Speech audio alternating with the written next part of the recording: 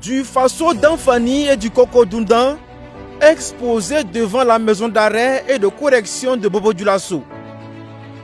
Ces pagnes ont été tissés par les détenus. Grâce à une formation reçue dans le cadre de l'initiative présidentielle pour le développement communautaire, ils purgent leur peine tout en apprenant un métier. Premièrement, c'est un avantage pour moi parce que j'acquiers une connaissance. Et deuxièmement, ça peut m'aider aussi à réinsérer la société. Puisque au dehors aussi, on sait, même si ce n'est pas moi, il y a d'autres frères qui n'ont pas de quoi faire au dehors. C'est la raison pour laquelle ils se trouvent ici. Donc si tu as de quoi faire en sortant aussi, ça peut t'aider à mener quelques activités. Mais à la maison d'arrêt et de correction de Bobo Dioulasso, il n'y a pas que le tissage et la teinture. Les détenus qui ne veulent pas travailler le textile sont orientés vers l'élevage.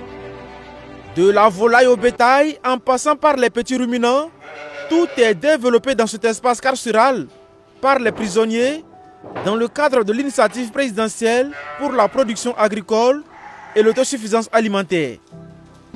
En termes d'avantages pour la prison, parce que tout de suite, il y a un qui avait posé la question de savoir est-ce qu'un détenu, le fait de sortir, ça lui rapporte quoi? On peut se dire réellement que ça leur apporte beaucoup de choses. Beaucoup de choses, pourquoi? Le simple fait d'être confiné à l'intérieur, ils se retrouvent donc dans un état de contention qui développe également certaines pathologies à leur niveau. Mais ces activités, ces projets les permettent effectivement de se mouvoir premièrement et deuxièmement également d'apprendre quelque chose. L'objectif de l'initiative présidentielle pour la production agricole est de permettre à tous les Burkinabés de manger à leur faim.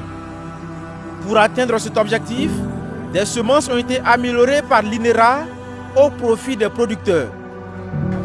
Les semences souches sont conservées ici à 16 degrés. Là, au lieu qu'elles vivent 2-3 ans, elles pourront vivre 5-6 ans. Mais à chaque fois, nous les renouvelons également pour venir conserver. Il y a d'autres souches qui sont surgelées avec du gel carbone et mis au congélateur. Là, ça peut durer 15-20 ans. Et maintenant, il y a d'autres copies qui sont envoyées à moins 80 degrés. En plus des céréales, les cultures de rente sont également en cours de production. La banane plantain, le cacao ou encore le café seront bientôt disponibles en quantité et en qualité au Burkina Faso. Aujourd'hui, c'est une réalité. Voilà, pas qu'on parle seulement, on a essayé, on a vu que c'est une réalité. Donc vraiment, c'est ça. Cette initiative vient comme un catalyseur. Voilà, catalyser ce qui existe déjà et voir comment on peut tracer les routes en rapport avec la vision du chef de l'État pour rendre certaines choses possibles et également céder le reste maintenant à tout ce qui s'ensuit maintenant. L'ambition à long terme de l'initiative présidentielle pour la production agricole et l'autosuffisance alimentaire est de rendre le Burkina Faso moins dépendant des importations alimentaires.